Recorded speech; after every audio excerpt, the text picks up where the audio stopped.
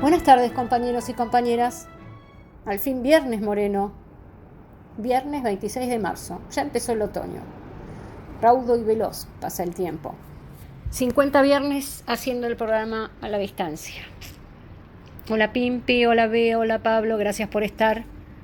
Saludamos a nuestros y a nuestras oyentes y, por supuesto, nuestro saludo caluroso a quienes retransmiten nuestro programa. Radio Urbana de Comodoro Rivadavia, Río FM 95.5 de Colón, Entre Ríos, y Radio City 103.5 de Granadero, Baigorria. Hoy, en la hora de Moreno, tenemos un programa joven, al tiempo que memorioso, reflexivo y con toques picantes. En el reportaje del programa de hoy, Guillermo entrevista a Casey Wander, un referente de la juventud de la Néstor Kirchner. Escuchémoslos. Bueno, al fin viernes, Moreno, tenemos otro programa más a la distancia, pero tenemos una alegría de tener con nosotros a un referente de la juventud, que es muy importante en la militancia política, un referente de la juventud de la Néstor Kirchner, que es Casey Wander. Con ustedes. ¿Qué tal, Casey? ¿Cómo estás? ¿Cómo estás? Gracias por estar en nuestro programa. Gracias por acompañarnos. Gracias, Guillermo, por darme la oportunidad de estar en este programa y es un honor estar con ustedes acá. Vos sabés que este programa a lo largo y a lo ancho del país se escucha fundamentalmente durante toda la semana. Lo he notado en los sucesivos viajes que hemos hecho y en los mails y Facebook que recibimos. Los compañeros lo utilizan para el debate. Sirve de disparador para las distintas intervenciones de los compañeros. En general, hay una idea por fuera de nuestro espacio político. Es lo que me pasa cuando hablo con los periodistas o con los compañeros que no integran nuestro espacio o con consultores o lo que fuere, de que los jóvenes están alejados de la política, que los jóvenes en realidad están en un espacio de... En mi época se decía sálvese quien puede, ahora es el espacio de lo individual sobre el espacio de lo colectivo. Y en realidad la experiencia que nosotros tenemos militando, y el tuyo es un claro ejemplo, es al revés.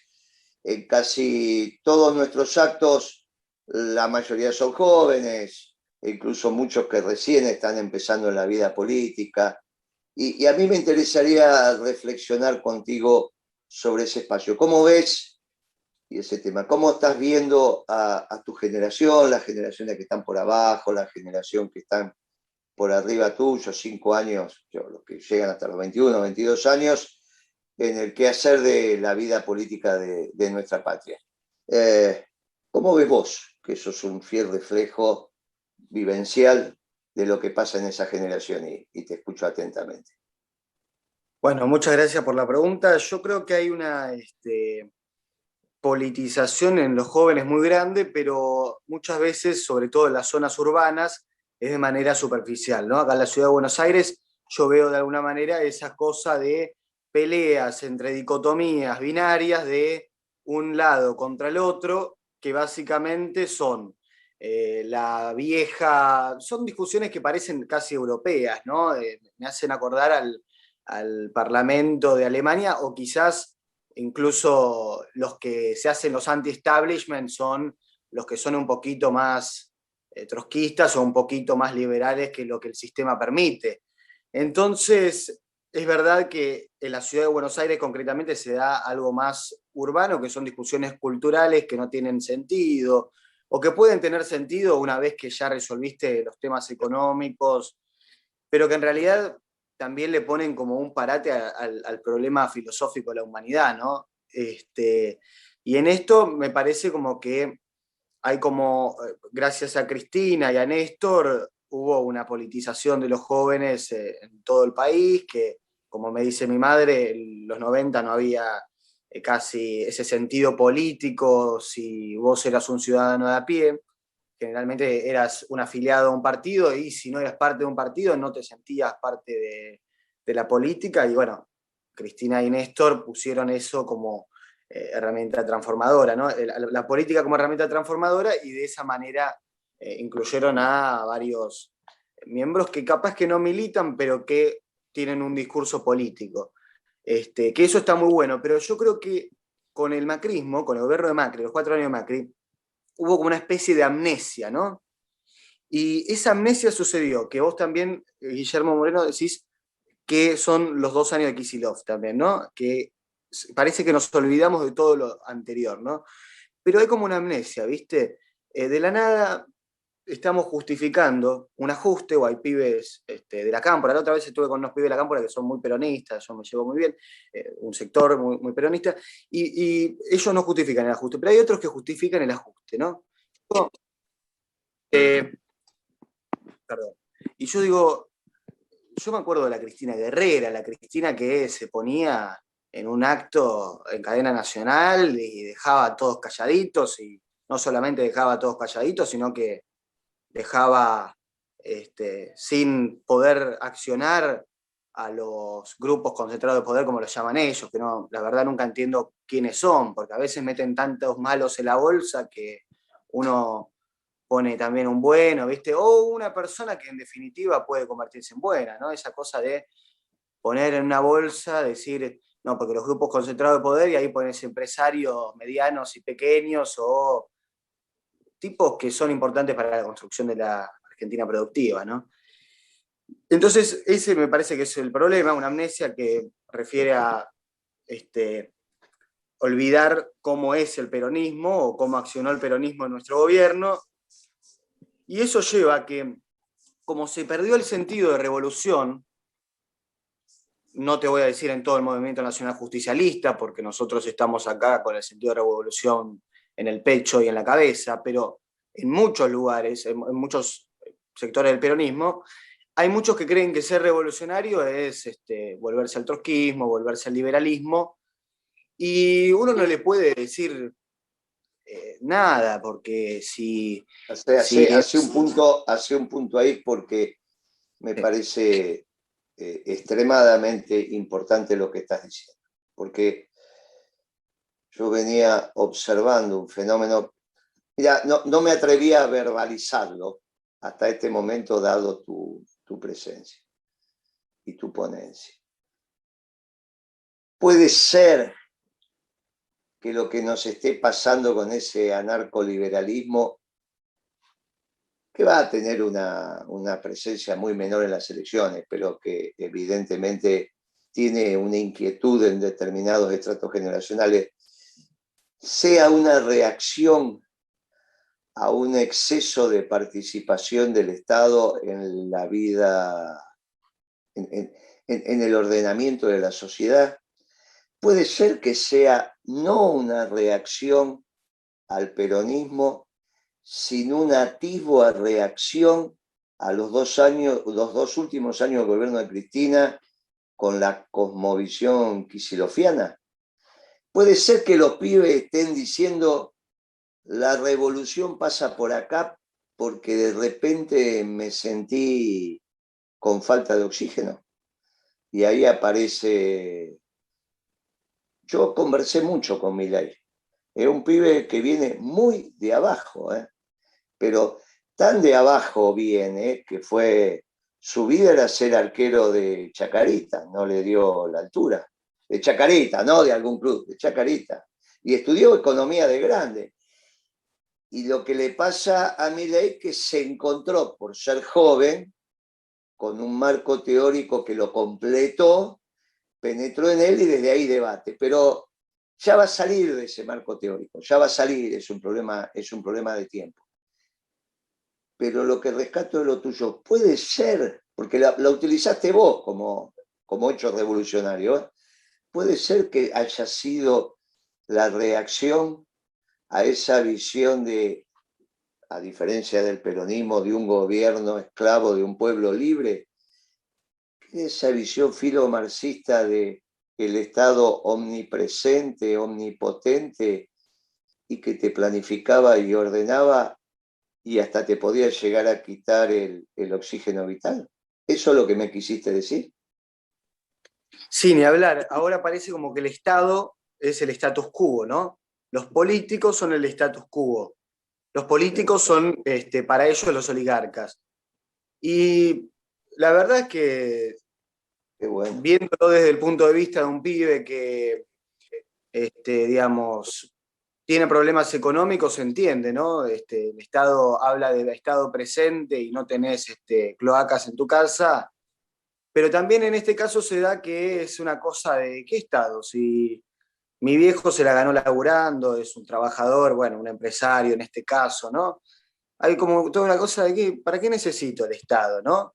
Que es esta cosa que también a mí me parece que es un poco los extremismos en los que caen los europeos ahora, que caen en estos extremismos porque, claro, tanta moderación de un sistema demoliberal burgués, ya sea socialdemócrata o neoliberal, por tantos años, ahora los muchachos salen con un nacionalismo demasiado cerrado, muy virulento, podríamos decir un nacionalismo xenófobo, o con otros marxismos también de esta manera, o con liberalismos que ahí no se suelen dar tanto, pero que también se pueden dar, liberalismos extremos como, anarcoliberalismos como el de acá.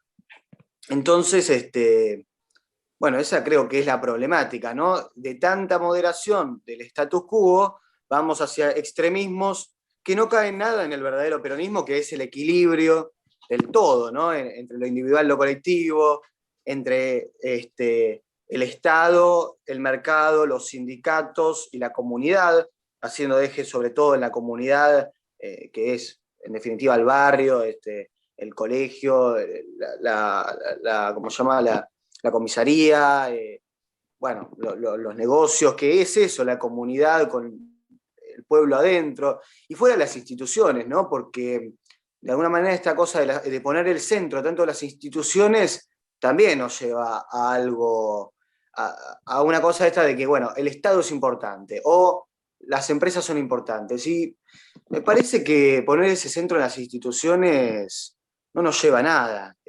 Me hace acordar a, no sé, a esto, a la discusión de si tenemos que subir o bajar impuestos, ¿no?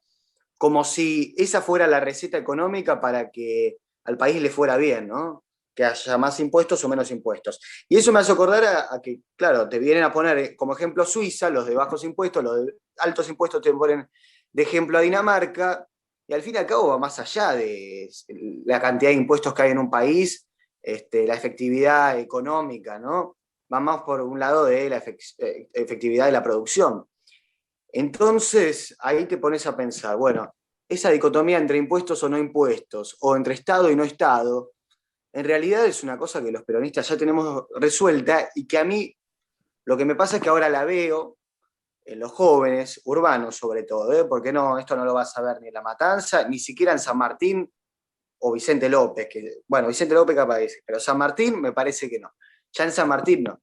Que es esta cosa de ir hacia una etapa preperonista de pelea entre marxistas contra liberales, que en este caso son neomarxistas, o bueno, tampoco me los atrevo a llamar así, porque son tan tibios que la verdad que hasta Stalin se revuelca de los tibios que son realmente, Stalin, Fidel Castro, pero ni siquiera eso, los socialistas ingleses que tampoco eran marxistas o comunistas también se revuelcan, y eso que tampoco eran muy extremos.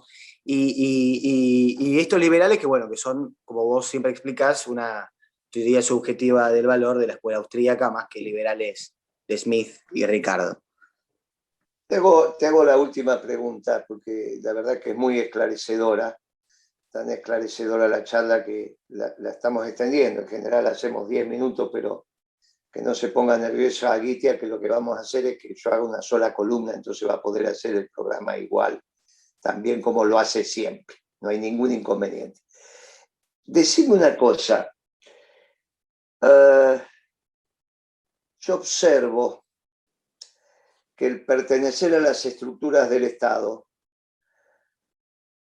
en general, en el Estado nacional, no en el Estado municipal. En el Estado municipal los sueldos son decididamente bajos, pero decididamente bajos, y la muchachada muchas veces tiene que andar por otras veredas para terminar de completar su ingreso, bueno, y todos los líos que vemos cuando tenemos que hacer trámites en las municipalidades.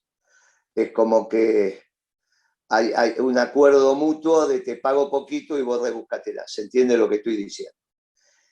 Pero no en el Estado Nacional. Y hay una diferencia notable. Tras que en el sector privado no hay oportunidades, el pertenecer a las estructuras de la política hace que los ingresos sean decididamente distintos. No solo en la carga horaria, estoy hablando de las estructuras políticas del Estado, no separando del personal de planta, el personal estable, de todo. Estoy hablando de las estructuras políticas, que es lo que está en discusión. Tanto desde la llegada de la Cámpora, no pasó esto durante el gobierno de Kirchner y el primer gobierno de Cristina. Es a partir de los cambios que se dan producto de la desaparición física de Kirchner y demás. Esta irrupción de la Cámpora en los espacios de toma de decisión políticos del Estado, que continuó con Macri, porque lo que hizo Macri fue sacar a algunos y meter a muchos, y que ahora continúa. ¿Pensás que tiene que ver con esto también? En la barra nuestra, en los grupos, el que consiguió penetrar, en realidad tiene un ingreso absolutamente distinto al que no logró penetrar. En nuestra época era, bueno, conseguiste el laburo en una empresa que paga distinto, te recibiste, tu viejo se enfermaba y vos te quedabas a cargo del negocio. Esa historia de que en la barra de la esquina empezaba a despegarse tenía que ver con estas circunstancias. La pregunta es, ¿vos pensás que ahora el pertenecer a la toma de decisión política, siendo jóvenes en esos espacios, y que te da un ingreso muy distinto con respecto a los que no penetran, va generando también este efecto de rechazo? No, pero aquel se metió en la política, entonces ya está en la joda, ya. ¿Esta sensación la tenés? Es muy molesto porque, claro, uno ve la política como el medio para lograr la paz social, la justicia social, a través de la soberanía política y la independencia económica, y uno se encuentra con esta gente que empieza a trabajar en el Estado a los 25 años, a los 32 son subsecretarios, a los 35 son concejales, no sé, estarán, y después son, no, ni siquiera concejales, después llegan a ministro y después a diputado, y uno dice, pero, ¿qué es esto? ¿Qué es esto?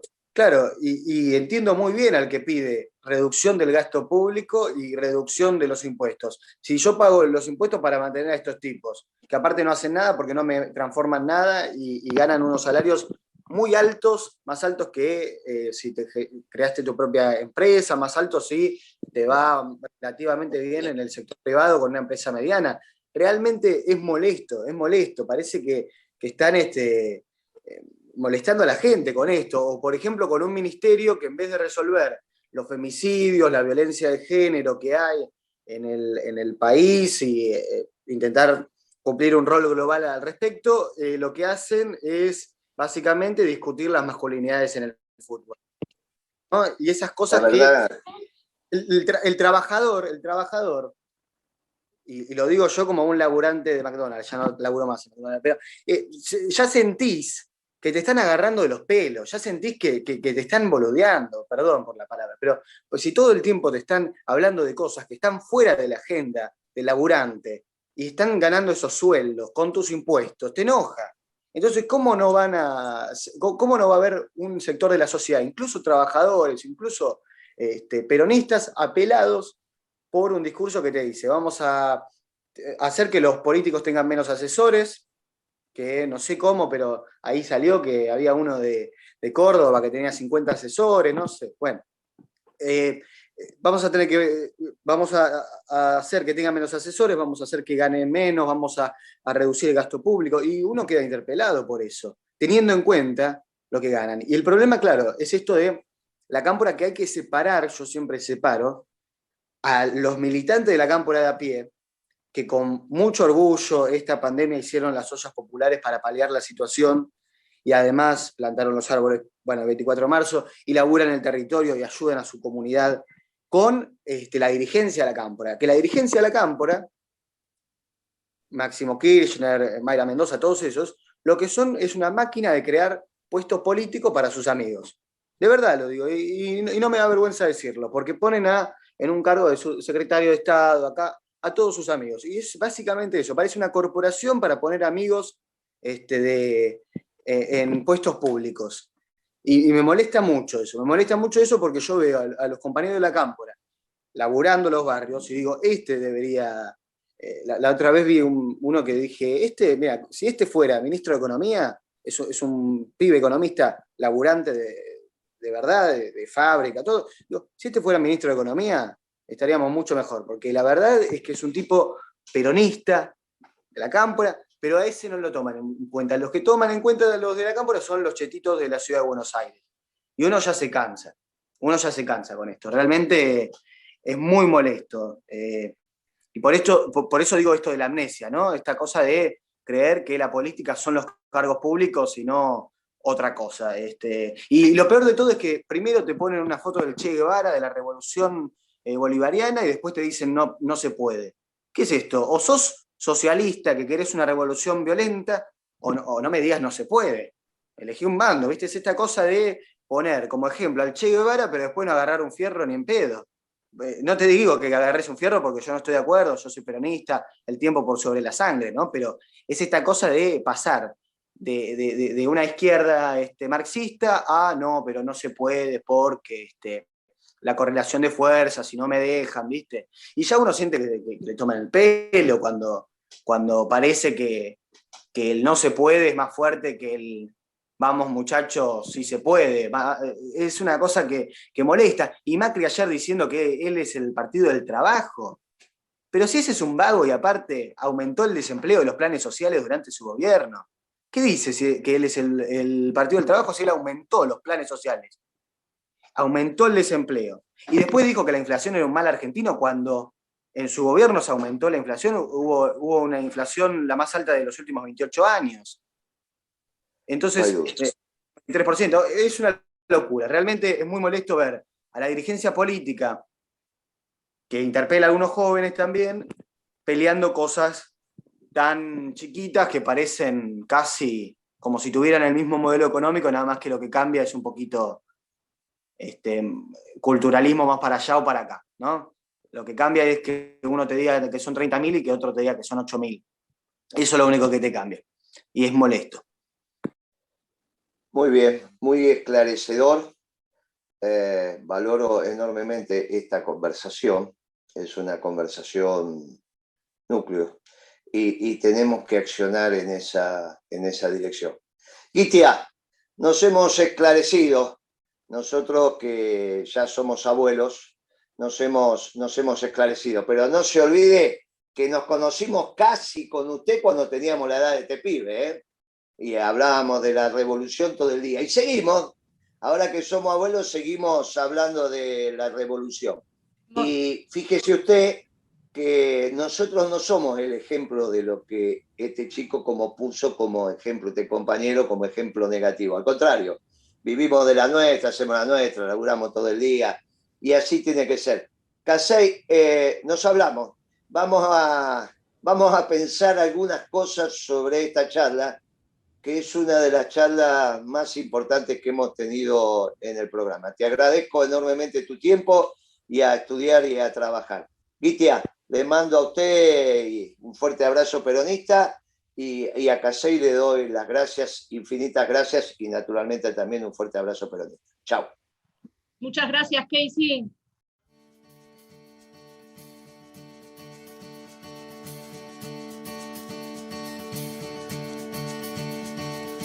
Agua, como te deseo, agua, te miro y te quiero, agua. En su primera columna del programa de hoy, Guillermo Moreno analizará los dichos de la vicepresidenta de la Nación, Cristina Fernández de Kirchner, durante la conmemoración del 24 de marzo en Las Flores. Gitia, tenemos otro viernes más en un formato tan especial como el que nos hace padecer esta pandemia. Pero bueno, la va llevando muy bien, Gitia, la felicito. Mire, el miércoles 24 de marzo hubo discursos relevantes aquí y en el exterior. Y aquí hubo uno muy importante en Las Flores, partido de la provincia de Buenos Aires. Estuvo la vicepresidenta hablando nuevamente en primera persona sobre el gobierno. Bueno, es una decisión que ha tomado. El gobierno es de Cristina también. Y a lo hecho pecho. Eso es lo que dice ella. Volvió a decir, no podemos pagar. No podemos pagar porque la Argentina no tiene plata. Claro, ahí hay una causalidad muy extraña, porque la Argentina tiene plata. Ya lo explicamos hasta el cansancio, que la Argentina no es solo el Estado, no es solo lo público. La Argentina es lo público y lo privado. La que está endeudada es el espacio público y la que le sobran dólares es el espacio de lo privado. Entonces tenemos dos alternativas. O seguimos pensando que la Argentina es solo lo público, o empezamos a pensar, como pensamos siempre los peronistas, que es un gobierno esclavo de un pueblo libre y que lo mejor que tiene la Argentina es su pueblo, que no trabaja todo el pueblo en el Estado. Bien,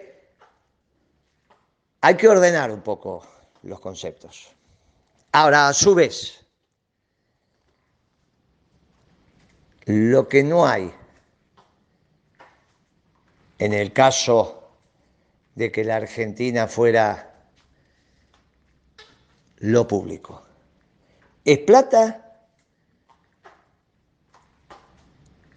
o es trabajo y con el trabajo generar la plata y desde el sector público recaudar lo necesario para pagar? Y no hay alternativa. Piensen como pensamos nosotros, que es lo público y lo privado. O lleguen a la conclusión de que lo privado no tiene importancia y es lo público. Igual tienen que poner a trabajar al sector privado para cobrarle los impuestos necesarios para pagar la deuda. Porque si el problema es que no pagás porque no tenés plata, si no trabajás, ¿de dónde la vas a sacar? Repito, si no trabaja el sector privado, ¿cómo el Estado va a cobrar los impuestos? Después podemos discutir las tasas impositivas, cuáles, pero si no hay trabajo, y no hay trabajo, y entonces tienen un lío bárbaro. La compañera Pimpi Colombo, en su columna de hoy, recorre los desaciertos sociales, económicos y políticos, centralmente de la ciudad de Buenos Aires, pero no solo. Pimpi también va a hacer una lectura más inclusiva del golpe cívico-militar que en 1976 derrocara a la presidenta Isabel Perón. Hola Adriana, ¿qué tal Guillermo, Pablo, Beatriz? Qué bueno encontrarnos cada semana en la hora de Moreno. Y hoy con el condimento de la entrevista a Casey, que va a estar picante como siempre, tan joven, tan fresco y tan profundo, tan estudioso. Un gustazo. Gracias a nuestro productor Fernando Molgaray, gracias a la radio, a sus operadores, a las repetidoras y muchas gracias a tantas y tantos oyentes que nos escuchan siempre y siguen sumándose. Sobre todo, supongo, porque cada vez más argentinas y argentinos quieren escuchar reflexiones que sean compatibles con lo que están viviendo cada día, con lo que les pasa. Siempre que escuchamos a nuestros economistas en sus análisis, a Beatriz en el hilo de nuestra historia y a la magnífica unidad que le da a la Adriana a cada programa, valoramos lo que implica tener y ofrecer este espacio. Siempre lo agradezco. Por mi parte, procuro aportar un poco del color del día a día de esta patria chica que he adoptado hace más de 30 años, que es la capital federal, la ciudad de todos los argentinos, la que más padece la falta de corazón y muchas veces también de cabeza de su dirigencia, ¿no? Esta semana volvió a tocarle a los mayores, a los que fueron a River a vacunarse, después de haber sido convocados, ratificada la convocatoria, invitado a concurrir a recibir la vacuna, incluso hasta el día anterior. Llegaron ahí y se encontraron con que les decían que no era así, que no los iban a vacunar, que se tenían que volver, que ya les van a avisar cuando efectivamente les puedan colocar la vacuna. No aprende. Primero fue en el Luna Park, en San Lorenzo y otros puntos donde los amontonaron a rayos del sol en una injusta cola sin siquiera poner sillas para que esperen, al menos con cierta comodidad. Ahora nadie va a saber por qué en esa desinteligencia de confirmar la fecha y no garantizar la vacuna, quién tuvo la responsabilidad, qué ocurrió. Bueno, es otra más del gobierno local del vamos viendo. Vamos viendo. Mientras en la nación el vamos viendo nunca va viendo para el lado de los buenos. Aumento de la nafta con lo que viene por detrás, duplicación en los precios materiales de construcción en menos de 4 meses. Y por si esto fuera poco, después de haber trabajado para que todo el mundo pueda tener una cuenta bancaria sin costo leonino, el gobierno nacional está autorizando a que desde la semana que viene vuelvan a cobrarte comisiones por las extracciones que hagas de tu cuenta en un cajero que no corresponda a tu banco o no corresponda a tu red. Se van a efectuar de ese pago las cuentas sueldos, las de haberes jubilatorios y pensiones, las de planes sociales y las de asignaciones familiares como la asignación universal por hijo y por embarazo. Aquí voy a hacer un pequeño paréntesis para decirles que hay una incongruencia entre la búsqueda de regularizar el trabajo doméstico remunerado, pero no permitir que quienes son empleadores depositen el sueldo en la misma cuenta que la asignación universal por hijo. Le dicen que no, que tiene que sacar otra cuenta y pagarla, no como una cuenta sueldo, una cosa de loco. Volviendo al zarpazo que nos da en nuestros bolsillos, después del impuesto que puso Rodríguez Larreta a las extracciones y operaciones con tarjeta de débito, se suma que los monotributistas y quienes operen con cuentas en cajeros automáticos tendrán que pagar si no usan el de su banco. Ya que no saben cuál es el que cobra comisión más alta, sí, adivinaron. Son el Banco Nación, el Banco Macro, superan los 100 pesos por comisiones por extracción. Ya sé que ustedes me van a decir que no había expectativa de que tuviéramos un gobierno nacional con doctrina peronista y con mirada desde los más humildes. Pero convengamos que cada día hay una razón más para que te convenzan de que lamentablemente no te equivocaste. Y hoy, antes de despedirme, quiero recordar que esta semana se cumplió el 45 aniversario del golpe cívico-militar que derrocó el gobierno de Isabel Martínez de Perón. Y que seguimos en un cono de sombra con el análisis de lo que implicó.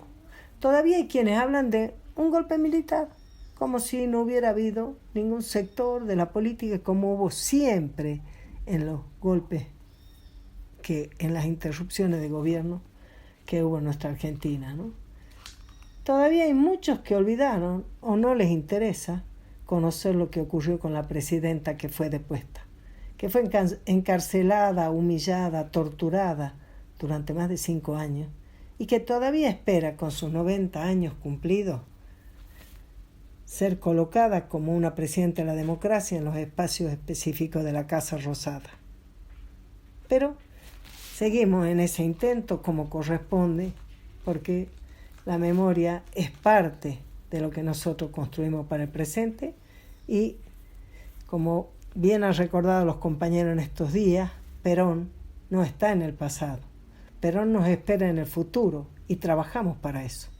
Por eso es que hacemos Principios y Valores, el partido que se va a presentar en las elecciones del año 2021 a puro peronismo y que mañana en distintas plazas, parques y encuentros vamos a estar para que se adhieran todas y todas aquellas que saben que no hay que permitir la anomia, que el peronismo tiene un papel que desempeñar y que más allá de lo que ocurra con el PJ, que ya lo estamos viendo, cómo lo van deshilachando, el peronismo tiene donde expresarse, con principios y con valores. Así que los esperamos. Hasta el viernes, compañeros.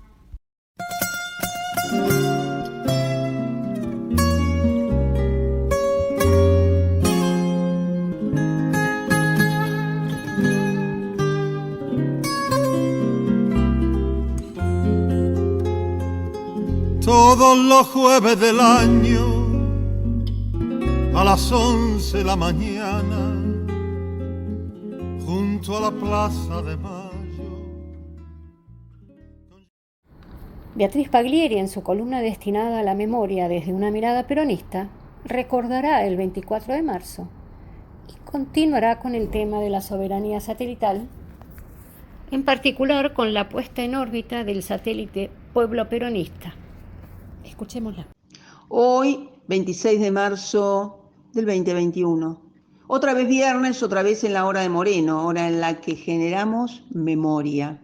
En esta semana en que la consigna fue plantar memoria, porque a partir de plantar obtenemos raíces, troncos, ramas, brotes, hojas, las mejores flores, para preservar la memoria, la verdad y la justicia por los 30.000. Y por ello nosotros continuaremos generando memoria con relación a las políticas aplicadas por aquellos genocidas y por los gobiernos que entregaron la distribución del ingreso del pueblo argentino generada por el peronismo. Y también, entre tantas pérdidas, por la pérdida de soberanía que implícita y explícitamente contenía los modelos aplicados por esos procesos en contra del pueblo. En contraposición a esos procesos negros de nuestra historia, continuaremos generando memoria por las políticas aplicadas en defensa del modelo peronista durante la década ganada. Continuaremos con el capítulo En órbita, satélites, industria nacional.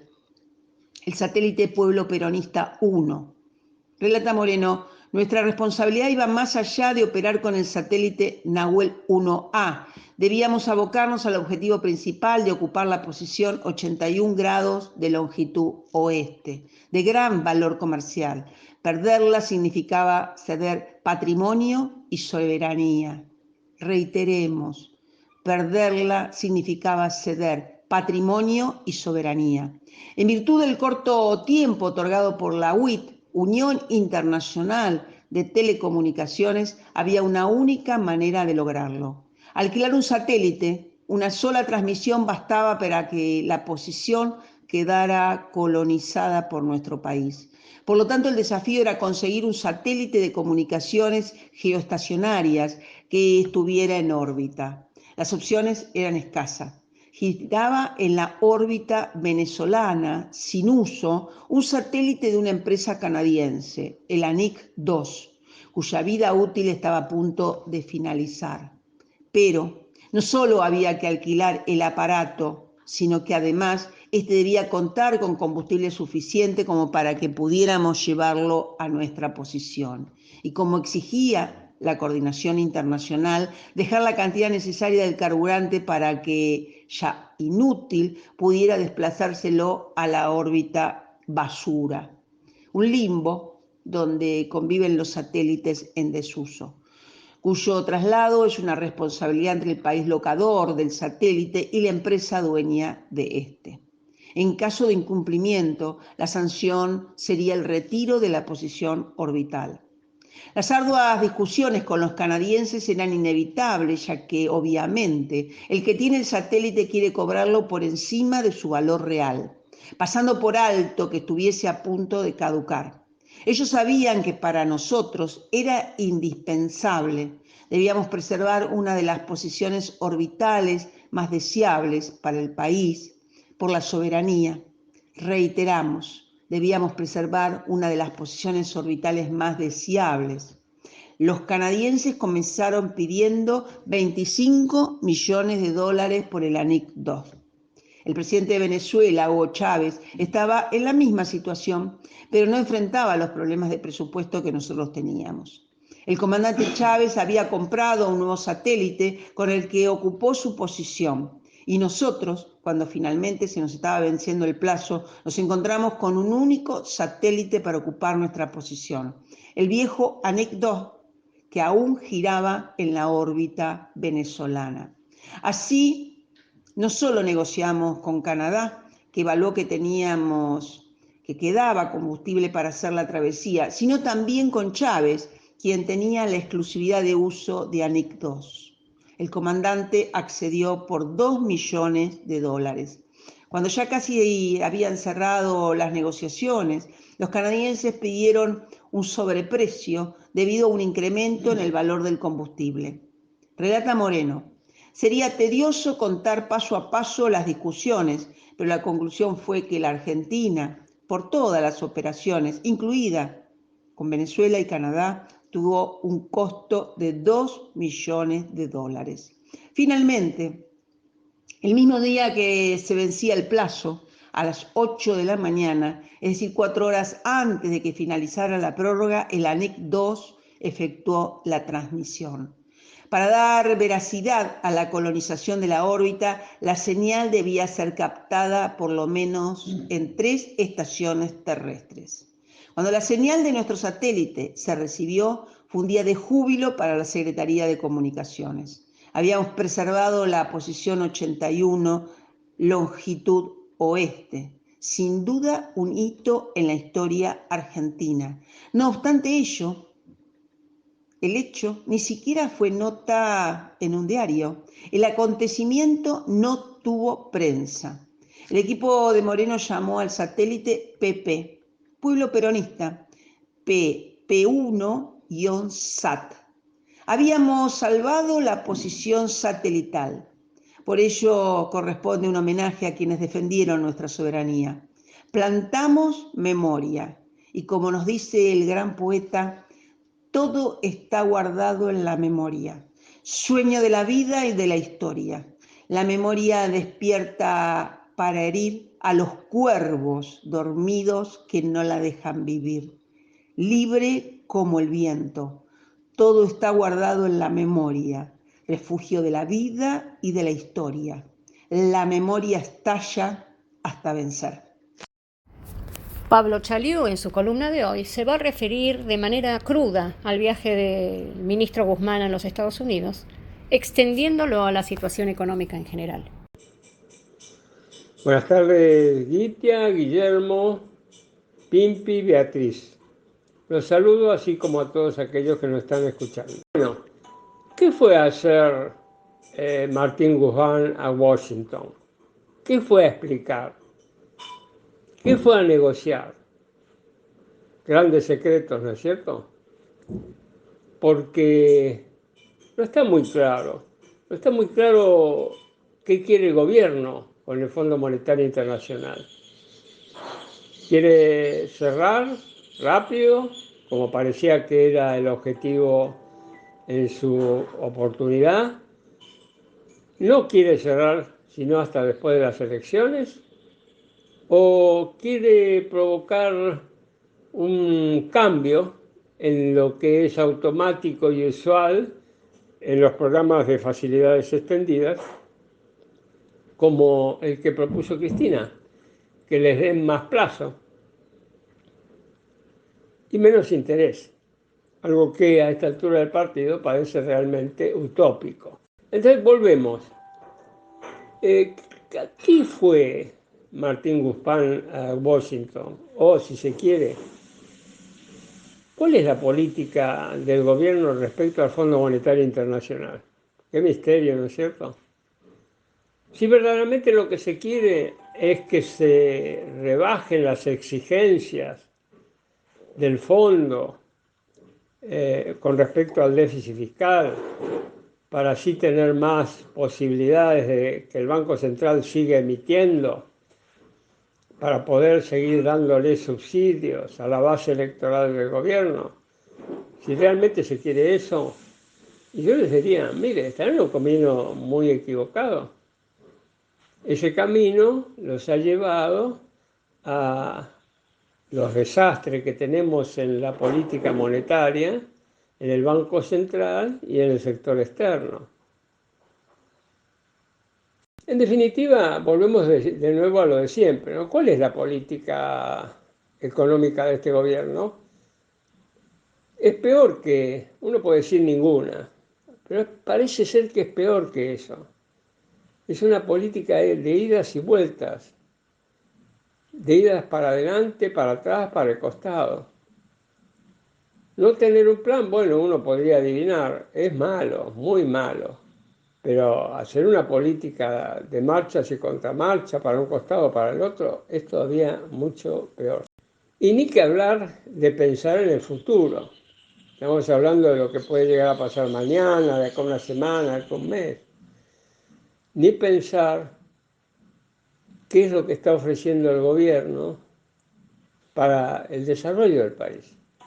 Ni pensar qué está ofreciendo el gobierno para poner todas las potencialidades nuestras, del pueblo, nuestros recursos naturales, para un verdadero desarrollo. Lo único que parece que es una política ahí es lo que repite muchísimas veces Martín Guzmán. Hay que tranquilizar la economía, hay que tranquilizar la economía. Qué extraordinario, ¿no?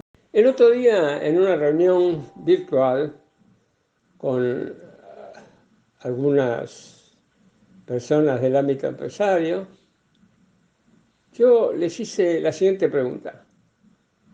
¿Ustedes qué prefieren? ¿Una inyección de tranquilidad, como la que propone Martín Guzmán, o una inyección de optimismo, de energía, un llamado a que todos nos encolumnemos atrás de un plan que permita nuestro desarrollo? Bueno, la respuesta fue obvia, pero me llamó la atención una respuesta de un empresario pyme, casi mi pyme, está tratando de sobrevivir, y me decía, tranquilidad, esto cada vez más se parece a la paz de los cementerios. En su columna de cierre, Guillermo Moreno se referirá a las mediciones del gobierno sobre la situación social y a las complejidades del actual contexto. Mire, Guitia, dijimos que no hay trabajo y tiene un lío bárbaro. Claro, multiplican el lío porque encima están midiendo de una manera extraña los hechos sociales. Y entonces dicen, bueno, hay un 11% de desocupados. Claro, ellos mismos dicen que hay un 15% de subocupados. Ahora resulta que los muchachos que tienen planes son ocupados. Y si sacamos los planes y medimos bien la población económicamente activa, no como la están midiendo, y los que están subocupados lo ponemos en una proporción lógica con los desocupados, ¿no? Que ahora hay más subocupados que desocupados. Mire, Guitia, estamos como en 2001. Vuelta más, vuelta menos. Estamos como el 2001. Estamos como el 2001 en la situación económico-social. La diferencia son los planes. Pero claro, eso trae un montón de complejidades por el otro lado. Un montón. un montón, porque no se está cumpliendo con aquello de que por lo menos cada uno tiene que producir lo que consume, que es una de las ideas liminares del peronismo. Mire, Guiti, hasta que no se ponga en orden la economía, esto no va a arrancar. Y hay que poner la economía argentina en orden. El peronismo sabe cómo se hace eso, y sí sabe cómo se hace eso. ¿Y cómo sabe usted que el peronismo sabe cómo se hace eso? Y porque ya lo hicimos. En este siglo, los únicos que no fracasamos somos los peronistas. Fracasaron los radicales, fracasaron los neoliberales con el PRO, los oligarcas con el PRO, fracasaron los progresistas con Alberto. Los únicos que no fracasamos somos los que pusimos a crecer este país a tasas chinas. Y entonces, ¿cómo se consigue el orden? Y haciendo lo que hay que hacer. ¿Y quién hizo lo que hay que hacer? Y los gobiernos peronistas. En este siglo. Es muy fácil, solamente hay que repetir lo que hicimos. Pero el mundo cambió. Mire, en términos generales, repetimos lo que hicimos y mire, la cosa va a caminar. Volvamos a la economía de ladrillo sobre ladrillo, va a ver cómo vuelve a florecer la Argentina. Pero para eso hay que hacer lo que hay que hacer. Y el progresismo nunca hizo lo que hay que hacer. Y este no es un gobierno peronista, este es un gobierno progresista. Y entonces construyamos el gobierno peronista. En el marco de la ley y el orden, ahí tenemos las elecciones, empecemos a construir el futuro gobierno peronista. Gracias, Guitia, hasta el viernes. Moreno, ¿qué programa el día de hoy? Todas y todos han estado contundentes, concisos, precisos. Moreno, recuerda, Néstor decía que florezcan 1000 flores. Y en esa línea se hizo el reportaje a Casey. Y en esa línea Casey habló. Estuvo muy interesante, reflexivo, profundo. Se presentaron temas para seguir tratando, para seguir pensando. Voy a retomar dos muy brevemente. La revolución. ¿Qué tema? La revolución peronista. Revolución desde la cual hablamos nosotros. Por cierto, no surge ni se hace desde el Estado, sino que nace del pueblo, de las organizaciones libres del pueblo. Y las conducen quienes interpretan, escuchan ese sentir, ese latir popular y dan respuesta a las necesidades y a los planteos del pueblo.